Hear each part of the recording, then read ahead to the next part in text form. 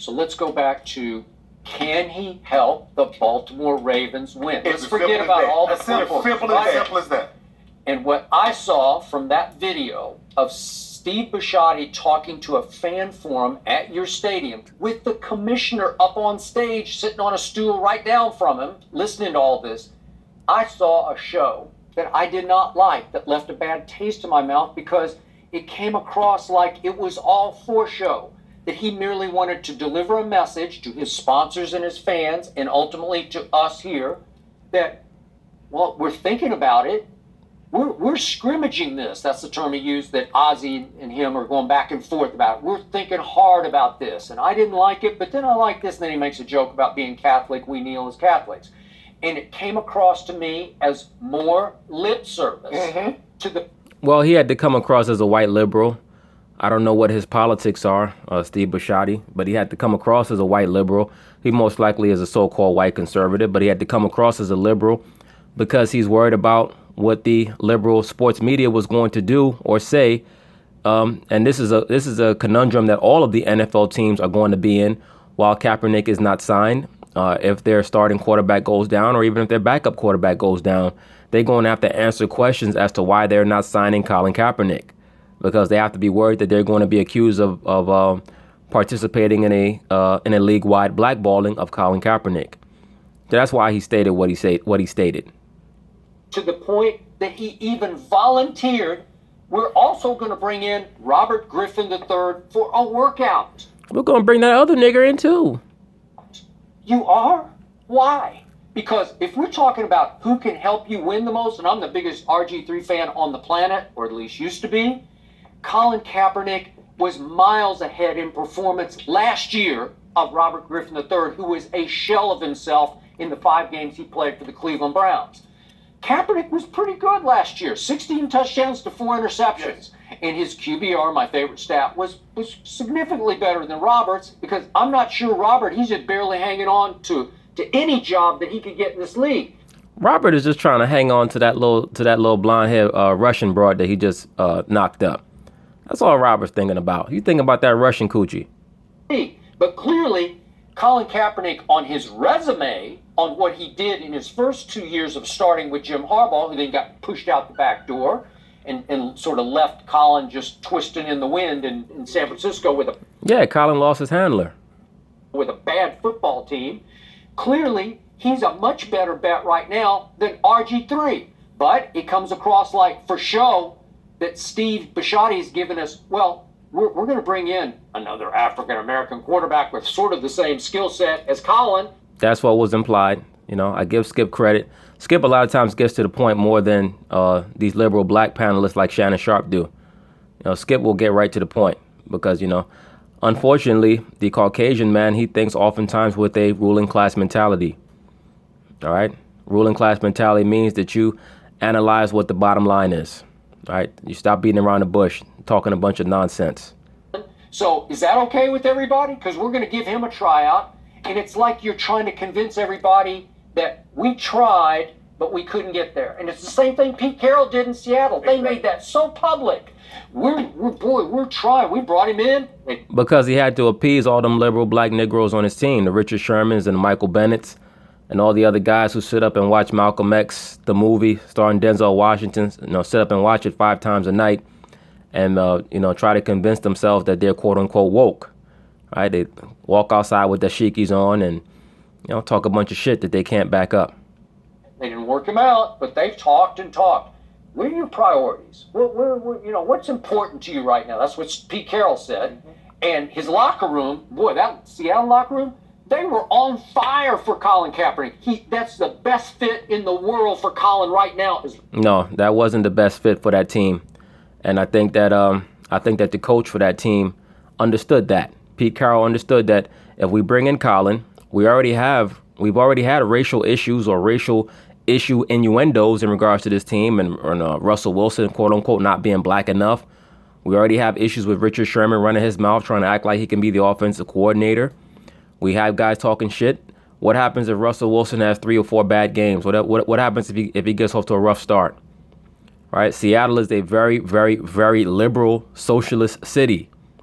All right, you're going to have people clamoring for Kaepernick to come in and start over Russell Wilson. It's going to cause a huge fracture in the team. All right, that's what Pete Carroll was thinking about, and he was right to think like that, because if he'd have brought in Kaepernick, that would have caused so much dissension in the team down the line. All right, everybody would have been looking back and saying, wow, I can't believe this. Is the Seattle locker room, although I can make a case that the second best bet for Colin right now would be your locker room with the Ravens, right? Yes. Just because of Ozzie and the sort of senior leadership what and you left in the locker room and the demographics the dynamic of that you built and left the leg. That's the exact reason why you don't bring him in, and that's what Ray Lewis was alluding to. There's already enough racial problems in Baltimore without bringing in a guy who's just a fucking poser, who's going to talk a bunch of shit and bring a big racial element into the locker room that's not going to help the team. See, all Ray Lewis is thinking about is the team, right? Ray Lewis's attitude is that when we're on the practice field, when we're in the locker room, we think about football. Now, when we leave here, we can go out to the city of Baltimore and help the people however we feel like we need to help them get jobs, help them get informed or whatever, all right? Kaepernick's thing is that he wants to bring all that shit into the locker room. He wants to mix these different realms, and that's confusion. All right, and Ray Lewis understands that. Shannon doesn't, because Shannon's posing. He's out looking for that civil rights sermon money. Shannon wants to go on the race talk circuit. All right, I've stated that numerous times in numerous videos. That's what Shannon is angling for. He's angling to get those speaking engagements where he could talk about race. Legacy of Ray Lewis in that locker room. So that's the second best. But all I heard from the owner was lip service. I think he was trying to tell everybody, we tried to get there, we fought hard about it, but we can't get there. So we're going to bring in Robert Griffin III. Baloney. I'm sorry, I'm calling lip service on you. I'm calling it's all for show. Well, yeah, I think it's a smart business move. I think it's a smarter business move to bring in Robert Griffin than it would be to bring in Colin Kaepernick. Now, is Griffin as good as Kaepernick? Most likely not. Most likely not. But it's close enough that the bullshit that Kaepernick would bring in would heavily outweigh any additional production that he might bring over Robert Griffin III as a fucking backup. Like, you're not winning the Super Bowl either way with either one of those guys. Oh. Okay. Ray is like, you know what? I tap out. I give up. All right, y'all hit me with the liberal 1-2 punch. I'm good. You know, y'all bring in whoever the fuck you want to bring in. Have Malcolm X start at quarterback. Have Martin Luther King at running back. I mean, shit. Have Huey Newton running fly routes. I don't give a shit no more. All right, have Jesse Jackson playing center. Fuck it. Okay, I get it. I keep saying this. And before we jump into everything else, it's still our conversation, whether you believe whatever Steve Bisciotti is saying or not. It came down to one simple conversation. And every scout goes through the same exact thing. We live this our entire lives. Every player is evaluated for one simple reason. Can you help me or not? My bottom line, from a distance, Colin Kaepernick is much better than Ryan Mallett. Absolutely. He just is. I can just show you his resume. He's much better. Again, are his priorities? I don't even care. I just know he's better right now. This is a patch-up problem. Okay. If Joe Flacco is hurt for a week, they're getting a patch-up problem. All right. Patch-up. We've lived it our entire lives. Okay, even if it's a patch-up problem. We've did it our entire lives. You know about back injuries.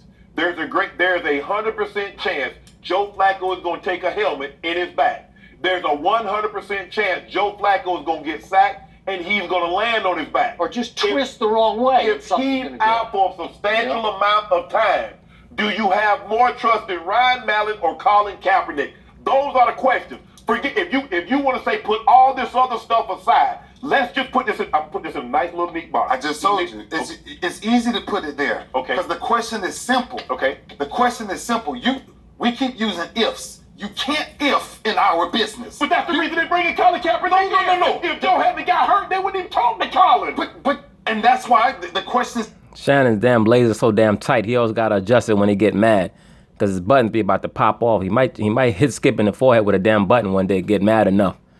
Ree, I'm about tired of this shit. Pop, pop, pop. Oh, I'm sorry, Skip. That's my blazer. Hit you upside the head. I'm sorry. Let's go to commercial. The question still goes back to something very simple. It's a very simple question. Like, we keep making this other issue about, we want to cover up these things. You don't have to cover up what somebody else done. Okay. It's simple. So Colin is better than Ryan Mallett, right? But hold on, you say, Ray, you keep saying we keep going to if. Yeah. We're in this situation because if Joe didn't get hurt, we wouldn't be having this conversation. Shannon, that's why everybody brings in 2 and 3 players at a position. Yeah. This has never changed. Like the method of us having conversations of who we bring in and where we sit them at. And just the fact that they're having such a passionate conversation about a guy who's going to be playing backup quarterback, it shows you that if you're a businessman, why you're getting a cause to pause about bringing him in. Like, if it's going to cause this much of a fucking controversy, a guy who's just going to be standing on the sideline, all right? You're trying to make the playoffs, and you got a guy who's a backup quarterback getting all the attention. That in and of itself is a reason why you'd rather have Ryan Mallett than Colin Kaepernick. Because at the end of the day, if Joe Flacco goes down, is Colin Kaepernick going to lead you to a Super Bowl? Absolutely not. Right? It's not going to happen. He's not the same guy that he was 4 or 5 years ago. He doesn't have the same MK handler that he had 4 or 5 years ago, that being Jim Harbaugh. Right? He doesn't have him. His new handler is his girlfriend, Ness Nitty. So, I mean, he's just going to be a guy causing trouble. And it's going to be, to be quite frank with you, it's going to be interesting to see where Kaepernick's career goes and where his life goes from here. We've never, why does this conversation get so much more attention? So Ray Lewis. Ray Lewis is tapping into some things. Ray Lewis is starting to see through a lot of the bullshit. Right? Ray, the reason why it's getting so much attention is because Colin Kaepernick is an asset. All right? That's why. But you're asking the right questions, bro. I'm going to put you on the spot. You can't put me on the spot because I have no interest in nothing that they're doing. Oh. Ray getting pissed off. You can't put me on the spot. I'm Ray Lewis. I know what I think. Oh, okay, but if you're running the Baltimore Ravens today, what do you do? I sit down and have a conversation with the best available player that can help my team win. They got Ray so exasperated. He about to sweat all that black dye and that ink off the top of his damn head. By the time Ray leaves the set, he gonna look like George Jefferson. After I evaluate my quarterback, it's protocol. This is what we do. This is what we do. You've had Ryan Mallett on your team. What do you need to evaluate? You saw him. You see him in practice. Somebody threw those 5 interceptions on Saturday. Who did that, Ray? I guess Ryan Mallett. Oh! So okay, first of all, if Ryan Mallett was not playing that bad, they would not even entertain Colin Kaepernick. We keep saying, you say you don't want to do if Joe Flacco hadn't got hurt, they wouldn't entertain Colin Kaepernick. Because if they thought he could play, they'd have brought him in before Joe Flacco got hurt. So they don't believe he can play. So if they don't believe he could play, why are you so upset over why they haven't signed him yet, Shannon? What? You're really mad because the owner is not coming and kissing you on the forehead. That's what you're really mad about. And if that's a fact, you see, Ray Lewis caught him again. Ray Lewis just caught the same thing I caught. It's a factual point. If they don't believe he can play, then that's my point. I feel sorry for Ray. Ray is catching too many sensible things, but Shannon is so busy caught up in his feelings. Like a damn woman. He's just talking himself in circles. Shannon actually made a good point about Ryan Mallett throwing the 5 interceptions, but then he came back and refuted his own sentiment when he said that it's clear they don't think that Colin can play. So at the end of the day, does it matter whether or not Ryan Mallett or Colin Kaepernick is the one throwing 5 interceptions in practice? Because they both going to throw it. The only difference is that you're not going to have the NFL television cameras flashing or panning to Ryan Mallett 5 times every quarter during the game, when the people should be concentrating on what's going on the field. That's Ray's point. You just made my whole point. I believe Ozzie. Yo, Ray is seeing the same shit I'm seeing. That's a damn shame. Ozzie Newsome believes he can play. Okay. So I'm not so sure because Ozzie Newsome is going to probably have to defer this one on up the ladder a little. So you know what the Baltimore Ravens really need right now? A young Ray Lewis and a young Shannon Sharp, and then they'd be just fine. They'd be back in business. Am I right? Am I right? They would be. Yeah. They would be. They also need a young LeBron James. All right, LeBron could play football. He could play quarterback too. with his big wide shoulders and shimmering pecs. Let's go to commercial. Although, to Skip's point about lip service, and to your point about them signing the best available quarterback, it's not that simple, or he wouldn't have brought up the sponsors and the fans and the situation. Exactly. Even Joy is starting to see that, well, her silly self. But, like I said, she's a woman anyway, and she's so-called, quote-unquote, biracial, so you never know what's going on in her mind or what she's going to say. All right, one day she'll side on the so-called pro-black side, the other side, another day she'll side with the quote-unquote establishment. That's why I don't pay no mind to what she's talking about. But, I mean, come on. You can't just, if you Steve Bisciotti, your mindset is on the bottom line. You're thinking like a businessman. You're not thinking, oh, I got to help the black community, right? But just to show you how unstable the black power / internet revolutionary stances normally are, you just saw Shannon Sharp talk and literally argue with his own damn self. He was arguing with himself and with Ray at the same damn time. So it's not just about how he plays. The Ravens have just signed Josh Woodrum. Who's that? A quarterback. What? He was on the Giants last year. Well, they just signed another guy who was like in some sub-arena league. Yeah. So hold on. So I just want to make sure, just for my edification. So you signed a guy that was selling cars. Okay, he's an arm. Now you sign this guy. They waived David Olson, and they've signed. Oh, they waived David Olson. I guess they didn't make the cut. That's I believe they will be right? overly cautious. I would be shocked if Joe Flacco plays in the preseason. Right. Well, we got. And you mean to tell me they're going to shine this guy, they're not going to shine Cap, and they're not going to shine my man LeBron? You mean to tell me that LeBron can't play quarterback in the NFL? That's what you telling me? I could see right now number 23 for the Baltimore Ravens throwing bombs, throwing deep balls, and just looking all sexy on the field. I mean, looking strong. Anyway, back to you, Skip. All right, so now this is going to be a roundtable discussion on the same issue with Ray Lewis once again in regards to Kaepernick. And let's see how this goes. All right, hello and welcome. We're joined today by a couple of Super Bowl champions, Ray Lewis and Eric Davis. Let's start in Baltimore, where the Ravens announced they have had direct discussions with Colin Kaepernick, are still making up their minds about signing the activist quarterback. Here's Ravens owner Steve Bisciotti. Quantify hurting the brand, I know that we're going to upset some people, and I know that we're going to make people happy that we stood up for somebody that has the right to do what he did. Nonviolent protesting is something that we've all embraced. I don't like the way he did it. Personally, I kind of liked it a lot when he went from sitting to kneeling. I don't know.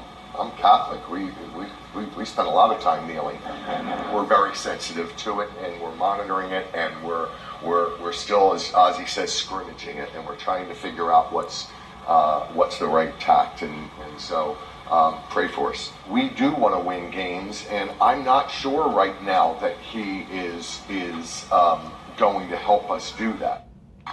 He ain't thinking about winning no damn games. He thinking about trying to find a new Afro pick for his damn hair. That's all he worried about, so that when he go outside, he looks good for all the cameras. All right, Kyle Hurts, should the Ravens sign Colin Kaepernick? Is he going to win them games? Let me ask you. He's a backup quarterback. Then I wouldn't sign him. I think he's too newsworthy. Thank you, sir. Bottom line. Joe Flacco, if I had 3 cups of coffee and sat down with Joe Flacco, I'd fall asleep in 5 minutes. He's the most boring starting quarterback in the league. No personality. Kaepernick's newsworthy as his backup. It's not like I have a star quarterback who takes the headlines. If Dak Prescott's the quarterback, Colin Kaepernick, nobody cares. It's all about Dak. If Brady's the quarterback, Aaron Rodgers. What I worry about here, is he going to win games? No. Then I'm bringing on a very newsworthy backup to a starting quarterback who is as vanilla and non-verbal as anybody in the league, and it would worry me. You're making my point. Again, I'll say it and I sound crazy. He's a better fit in Dallas, where the brand and the starting quarterback are so much bigger than him. Well, that's not going to happen because Jerry Jones was on record last year saying any of his players who replicated the Kaepernick protest was going to be fined and suspended. All right, so that's not going to happen. Jerry Jones is not going to sign Kaepernick unless something happens behind the scenes. Who knows? Jerry Jones is a showman, right? And money talks. But I doubt if that one's going to happen. I think he's a better fit there. I don't like the Baltimore move just because of what the city's gone through with the Freddie Gray situation. I think bringing Cap to that situation would just make him even more newsworthy and more conversation about him. And it will put more pressure on him to actually be credible and actually be somebody of substance, which he really isn't. All right. I don't even think that would be a good place for him. You know, he would go there. See, right now, Kaepernick, and I brought this analogy up before. He's like Tupac. You know, after Tupac was in Above the Rim and Juice, and he took on that thug persona, and he played the role so well that he actually had to live that role out in real life. That's Kaepernick. Right? Kaepernick has embarked on this journey for whatever reason as a so-called revolutionary, and now he has to play this role out to the finish. So we'll see if he does that. The other thing I felt bad for Steve Bisciotti and the Ravens. They've made the mistake of being honest and transparent with the media and their fan base, and they're being punished for it. No good deed goes unpunished. They've had a transparent interaction with Colin Kaepernick, and now they're being vilified. They haven't even made a decision. Whatever decision they make, they're going to get criticized for. I feel bad for them. Well, I'm looking at it from this standpoint. If you like your backup quarterback, so should you sign him? If you don't need him, you shouldn't sign him. If you like your backup quarterback, if you believe Ryan Mallett can do what needs to be done if your quarterback goes down, then there's no need to sign Colin Kaepernick. You can't just sign a player because of what's going on and social media is saying you should sign him. Brevis can probably still play corner, but the Denver Broncos don't need him. So if they brought him in and said, well, we looked at this guy, but we didn't sign him, it makes sense. That's my whole thing. If you don't need a player, then don't sign him. Listen, I had a lot of conversation with most of the top people that's making these decisions. And something everybody said, the same thing. Does he help us win? Yeah. That's sure. Sure. And so that's why I think it, kind of gets twisted a lot when you see people attacking Baltimore and the Ravens, like, oh, how did they can't do this? And I'm like saying, if Joe Flacco is out for a week, maybe. Joe Flacco is back in 2 weeks. Joe Flacco is back to playing. I'm going to tell you what I would really love to see. Everybody's talking for Colin. Everybody here at this table knows this one thing. If you want to prove something to somebody, get on the field and prove it.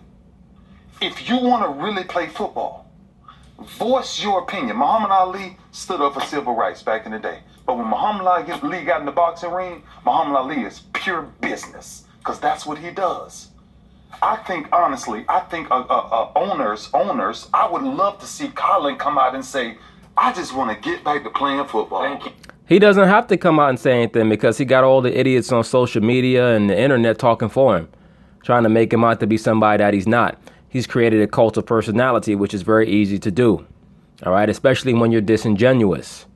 All right, that's why I tell brothers, I enjoy the fact that people like my videos, but I don't want any brother to be a fan of mine. That's not what this channel is for. All right, it's not what this channel is for. All right, I'm happy that brothers respect the things that I say. I respect you as a man and I have love for you. We may disagree sometimes, but I don't want you to be a fan of me or anybody else. All right, your job is to be a king of your household. All right, and then real unity is when brothers can come together and form like Voltron. That's the point. Right, that's strength. It's not people looking at one person and saying, oh, I'm going to follow whatever you say. No, I'm not for that. It's about getting down to the truth. Colin Kaepernick is scared to speak his truth because he has no real substance. He's a guy who's gotten caught up in memes and fake history and so-called pro-blackness, which has no end game whatsoever because black is not a race. Right, I've had people coming on my videos, writing books in the commentary, writing a damn book. I'm not reading all that stuff, man. All right, make your point and keep it moving. I'm not reading no 5 and 6 paragraphs. Okay, It's very, very simple. If you so-called pro-black, what is your end game? Is your end game we're going to stand up against a white man? Is your end okay? So then after you do that, what's the point? Is it that is standing up going to be protest holding a sign? Is it going to be a violent revolution? What's the plan after you win the revolution? What is all that? All right, explain that to me. Break it down so I can respect your stance. Right? Like like Floyd Mayweather says, when he's facing his opponent, he says, "I respect him as a man, but in order for me." In order for me to respect your boxing game, you have to show me. That's the same thing with me. When cats come at me with all these wild doctrines, I'm going to ask you questions. And if you want me to respect what you say, show me that you've done real research, not that you watch 1 or 2 YouTube videos, that you're here just talking shit. All right? That's the thing with brothers. We got to raise the level of acumen.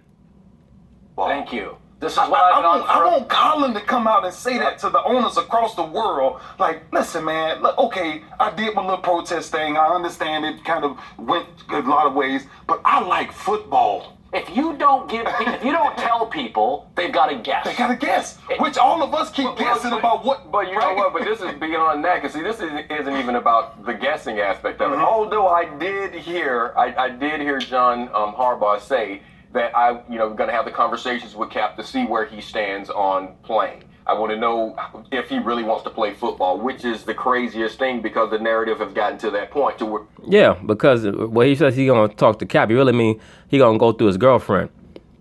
All right, I'm gonna speak to Ness Nitty. I would love to find out, for any of the football executives who've actually tried to reach out to this guy.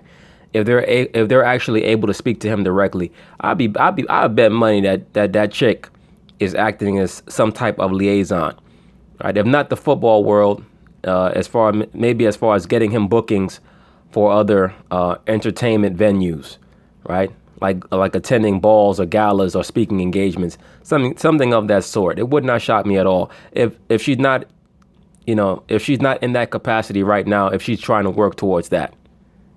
To like we're all saying, yeah, he has to tell the teams, I want to play football, and I don't think there's another free agent out there that you're asking whether or not he wants to play football. Got to back up those words, and his actions aren't backing up that he wants to play. Ray, there's 2 things. What advice did you give Bisciotti and the Ravens organization about Kaepernick? Yeah, I think the same advice that I've done since we played. If we bring this guy in, does he help? Does he hurt? It'll never change. Since 1998, the first time Ozzie Newsome walked up to me and asked me about Rod Woodson, Sam Adams, Michael McQuarrie, do we bring these guys in? How do we change the culture in Baltimore? I said, I need Sam Adams. I need Rod Woodson. I need these guys. And over the years, that same protocol stood. Let's have a conversation. Does this help us? And like I told him, I said, look, you got to tell me, I don't know the seriousness of Joe's injury. So you guys got to inform me on how serious that injury really is. Right. Now, Ray, can I tell you something? Please. That's been the entire gist of this offseason talking about Cap. That's what I've been saying for all the teams. Does he help your team win? If you think that he can help you win, then you look at your backup situation. If you think that he makes your quarterback situation better, your quarterback room better, then you're dumb for not bringing him in. Because he can still play. If you don't need him, then I get it. He's not for every team out there, but you can't tell me that's what we've been talking about. You can't say that there aren't teams that he doesn't make their quarterback room better. That's what There's a lot of teams that he makes their quarterback rooms better. Trust me. Yeah, but all those teams are very bad teams. All right, so you have to look at it like this. If you're a very bad team, and you're a team that actually Colin Kaepernick can come in and make you a little bit better. All right. So if you're a 2-14 team without Colin and Colin makes you a 4-12 team, is it worth it? All right. That's what you have to ask yourself. If you're an owner of an NFL team, say the Jacksonville Jaguars or, one of these bad teams, and you're sitting back and you're saying, okay, we have a 2-14 team. Colin Kaepernick would be the best quarterback on our team if we had him. But if we brought him in, he'd make our team 4-12 or 5-11. Is it worth it? All right, that's the question.